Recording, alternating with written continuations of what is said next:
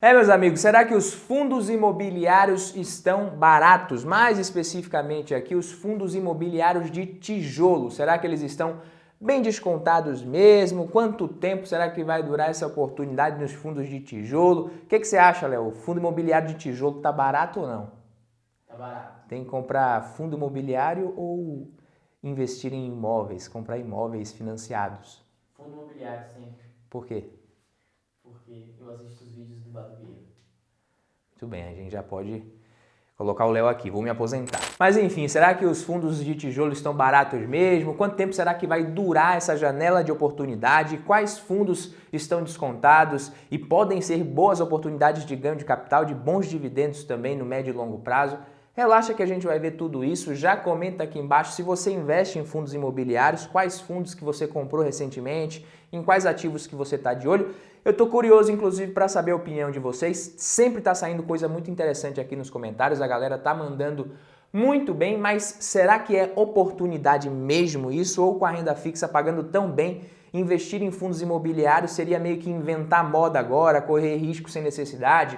Parece que a gente pode estar realmente dentro de uma janela de oportunidades para quem gosta desse tipo de ativo, e isso tem muito a ver com o possível fim próximo do ciclo de alta da taxa de juros, a nossa taxa Selic, e mais alguns fatores que a gente vai ver agora. Quem já é de casa, já acompanha o canal aqui, não esquece de deixar o like aqui no Capricho. Se você ainda não me conhece, eu sou Badu Vieira, especialista em investimentos certificado. Seja muito bem-vindo aqui ao Valor em Ação, um canal que atua em prol da extinção dos investidores mãos de alface. Vamos junto acabar com esse tipo de investidor através da melhor vacina desenvolvida pelo homem, chamada de conhecimento. E sem mais delongas aqui, já faz um tempo que eu venho falando no YouTube, também lá no meu Instagram, sobre esse assunto, que os fundos imobiliários vêm sendo negociados a preços bem interessantes, especialmente os fundos de tijolo, que são aqueles que investem diretamente nos imóveis, né? Quem já conhece aqui já sabe. Os FIIs de lajes corporativas, por exemplo, estão sendo negociados em média a 72% do valor patrimonial, que representa ali 28% de desconto. Nesse gráfico aí que você está vendo, elaborado pela Guide, usando dados da Economática, é possível ver o desconto presente nos setores, levando em conta o indicador de preço sobre valor patrimonial. Mas aqui no vídeo a gente vai analisar e ponderar vários fatores que podem influenciar no preço das cotas dos fundos imobiliários e nas nossas análises e decisões também. Primeiramente, é preciso entender que investir em fundo imobiliário é uma forma alternativa e muito boa, por sinal, de se investir em imóveis, né? É investir o nosso dinheiro no mercado imobiliário, ponto final. Então chega nesse negócio de ações têm mais potencial, fundo imobiliário é ruim, eu prefiro renda fixa, está pagando mais, ou o fundo imobiliário paga todo mês, é mais previsível, por isso é melhor investir em fundos imobiliários do que em ações para viver de renda.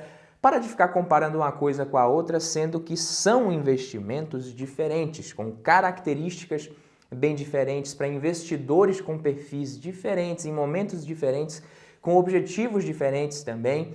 Outra fonte de muita dúvida é o tal do indicador de preço sobre valor patrimonial, o famoso PVP, né? Porque você pode estar se questionando nesse momento, Badu, será que então o PVP realmente é um bom indicador para isso? Dá mesmo para considerar que um fundo está barato, que um fundo está descontado somente com base no PVP, utilizando somente esse indicador como critério? E a resposta é não, não dá para fazer isso. Primeiro que o desconto em relação ao valor patrimonial é um indicador que faz muito mais sentido de ser levado em consideração na análise dos fundos imobiliários de tijolo.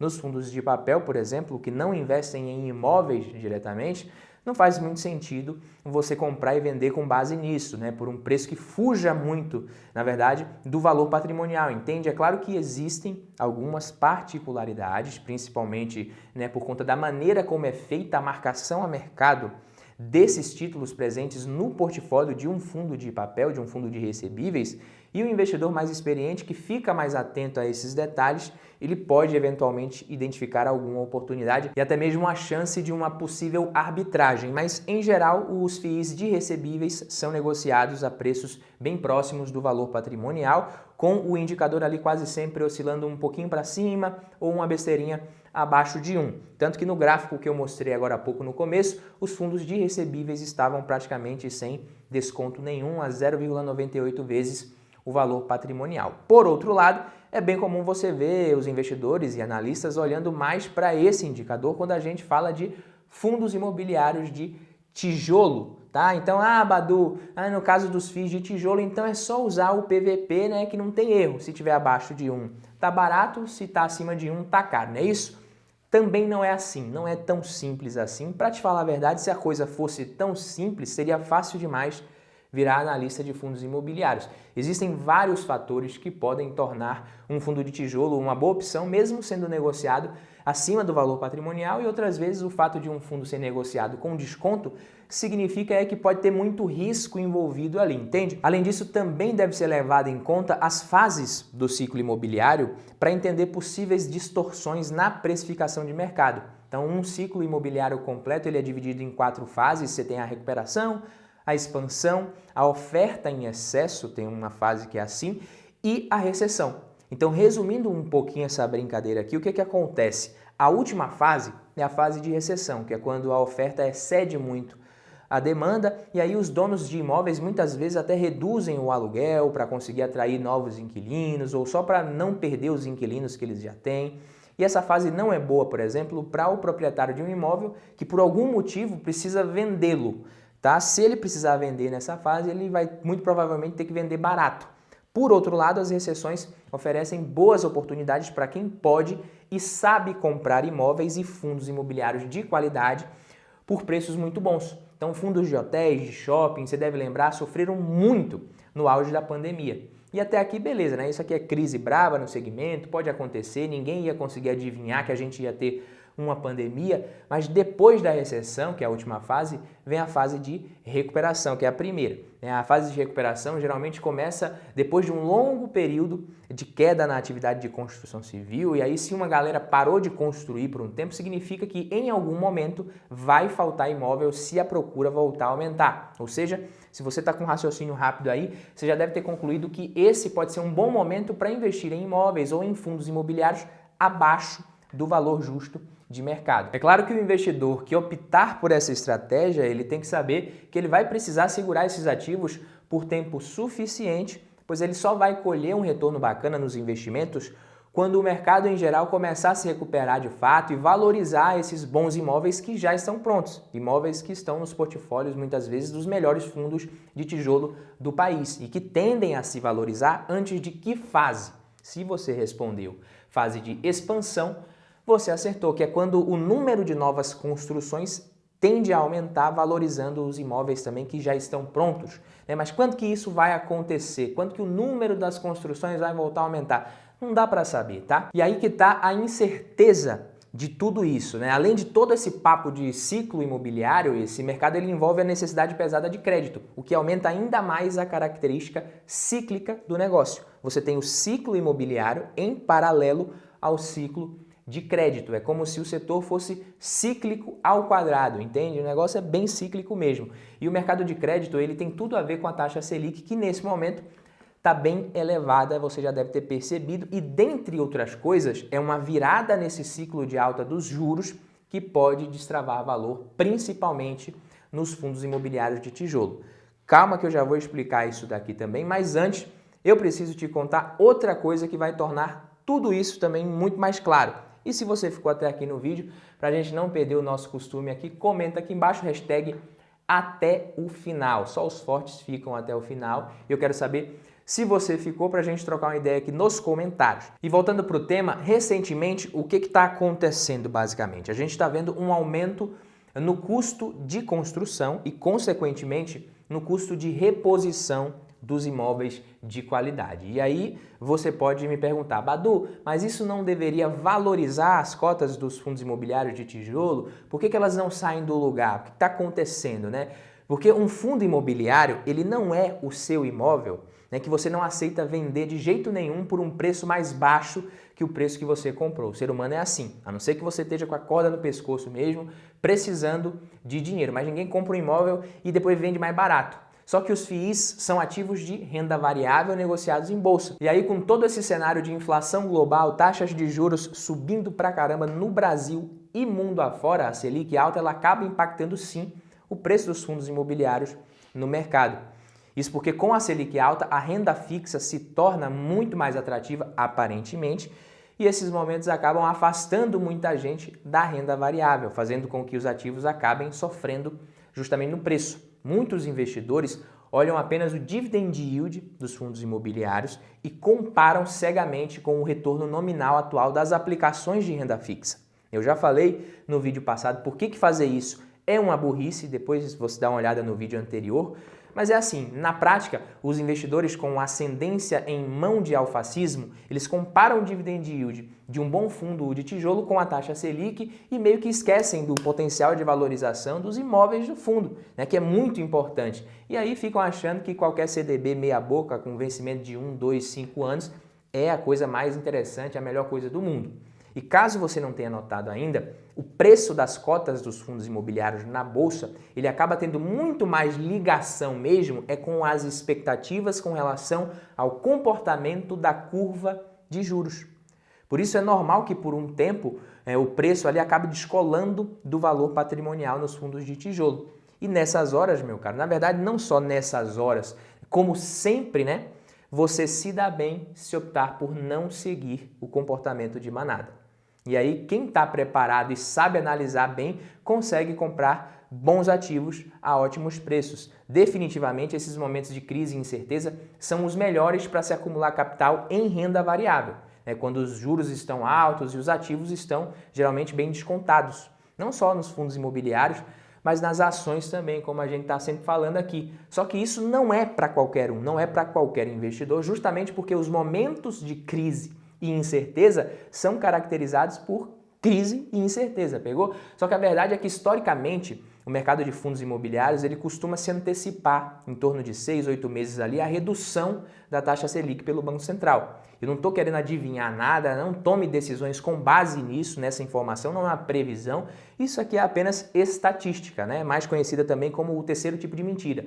Mas, de fato, é isso que vem contribuindo para as expectativas otimistas por parte de muitos analistas com relação aos fundos de tijolo, porque isso sim pode impactar positivamente a classe de ativos, né? Por isso que, na minha opinião, sim, os fundos imobiliários de tijolo podem ser boas oportunidades ainda, mas não basta você olhar o fundo imobiliário ali que está sendo negociado com desconto em relação ao valor patrimonial e achar que está barato, que é só comprar, que cedo ou tarde o preço vai subir, os dividendos vão aumentar e você vai ter o seu retorno absurdo. Não é assim que funciona. Você tem que analisar a localização, a qualidade dos imóveis do fundo, dar uma olhada na vacância também, na qualidade e previsibilidade dos contratos, quem são os inquilinos, tudo isso importa, beleza? E a Guide, ela tem uma visão bem positiva para os fundos imobiliários de tijolo, principalmente nos fundos que foram mais afetados pelas restrições impostas pela pandemia nos últimos 2 anos. O que eu estou querendo dizer? Segundo eles, alguns fundos imobiliários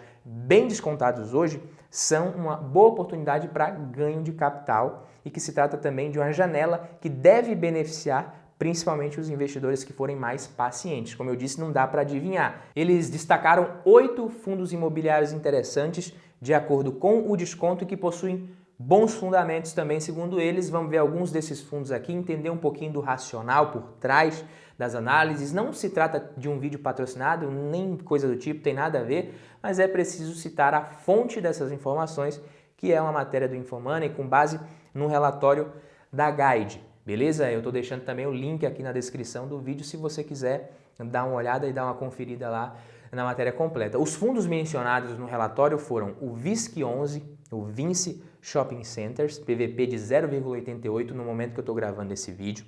Tem o XPML11 também, o XP Malls, PVP de 0,95 nesse momento. Os dois do segmento de shopping centers, coincidentemente 2 fundos imobiliários nos quais eu invisto também, quem acompanha aqui já sabe, tem o Bresco BRCO11, PVP de 0,84, BTG Pactual Logística, BTLG11, negociado praticamente também pelo valor patrimonial, PVP aproximadamente ali 1, o BTLG11, que já teve muito mais barato, eu já fiz vídeo aqui. Tem o Guardian Logística também, o GALG11, PVP de 0,91. Esses dois últimos no segmento de logística, deles eu só invisto no BTLG11. E no segmento de lajes corporativas, os escritórios, eles mencionaram o PVBI11, o VBI Prime Properties, PVP 0,93, o RBRP11, PVP 0,62, bem abaixo do valor patrimonial mesmo, é um fundo que vem sofrendo. Eu tenho ele em carteira e o PVBI11 também. Lembrando que isso aqui não é recomendação, pelo amor de Deus, vocês já são bem grandinhos para saber isso. Ainda tem o TEPP11, eu nunca tinha ouvido falar desse fundo imobiliário, não sei nada sobre ele, só sei que é um fundo de lajes corporativas com PVP de 0,8 nesse momento, bem descontado também. Eles ainda ressaltaram a preferência no curto prazo por ativos do setor de shoppings e logística, tá? Porque se encontram praticamente livres dos impactos residuais causados pela pandemia. E além disso, meus amigos, um futuro aumento dos dividendos, como consequência de futuros reajustes dos contratos de aluguéis dos imóveis, redução de vacância também, isso pode acabar se traduzindo numa boa oportunidade de receber bons dividendos nesses fundos de tijolo no médio prazo. Em outras palavras, os dividendos futuros em relação ao preço de aquisição nesse momento pode fazer com que o yield on cost de muitos fundos de tijolo até se aproxime dos fundos de recebíveis, os fundos de papel. Lembrando que o yield dos FIIs de papel ele é naturalmente maior que os dos FIIs de tijolo. Os fundos de papel eles repassam esses reajustes de inflação e taxa de juros de forma integral e imediata já nos rendimentos, diferente dos fundos de tijolo, onde grande parte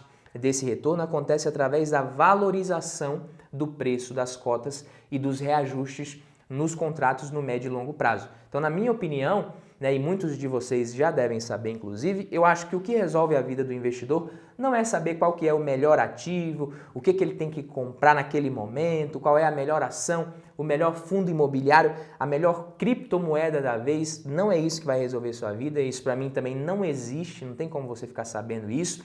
Eu acredito na montagem de uma carteira de forma inteligente, eficiente, com alocação estratégica, tática, de acordo com o perfil do investidor, sempre levando em consideração os objetivos. Tenho fundos de papel e fundos de tijolo na carteira, mas no momento estou sim dando preferência nos aportes em fundos imobiliários de tijolo e ações descontadas. Agora, essa aqui é a minha opinião apenas. Eu quero que você deixe a sua aqui nos comentários. Beleza? O que é que você está fazendo nesse momento? No que é que você vem dando preferência nos seus aportes, ações, fundos imobiliários, renda fixa, enfim, me conta aqui que eu quero saber no que é que você está investindo. Um abraço, não se esqueça de deixar o like aqui, se inscrever aqui no canal e ativar o sino das notificações. Vamos extinguir os mãos de alface da Bolsa de Valores. Te vejo no próximo vídeo. Um abraço, valeu!